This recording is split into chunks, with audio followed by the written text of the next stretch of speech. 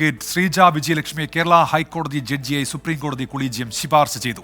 നേരത്തെ നൽകിയ പട്ടികയിൽ നിന്ന് ശ്രീജ വിജയലക്ഷ്മിയുടെ പേര് ഒഴിവാക്കിയിരുന്നു. എസ് ശ്രീകാന്ത് ഉണ്ട് കൊച്ചിയിൽ നിന്ന് ഇപ്പോൾ വിവരങ്ങളുമായി. ശ്രീകാന്ത്, വിശദാംശങ്ങൾ. ഇപ്പോൾ വരുന്ന ഒരു പ്രധാനപ്പെട്ട വാർത്ത അത് ഹൈക്കോടതിയുമായി ബന്ധപ്പെട്ടാണ്. അതിൽ ഇപ്പോൾ കിട്ടുന്നതനുസരിച്ച് അഡ്വക്കേറ്റ് ശ്രീജ വിജയലക്ഷ്മി കേരള ഹൈക്കോടതിയുടെ പുതിയ ജഡ്ജായി സുപ്രീം കോടതി കൊളീജിയം ശുപാർശ നൽകിയിരിക്കുന്നു. ഈ ശുപാർശ ഇനി കേന്ദ്ര സർക്കാർ അംഗീകരിക്കേണ്ടതുണ്ട്.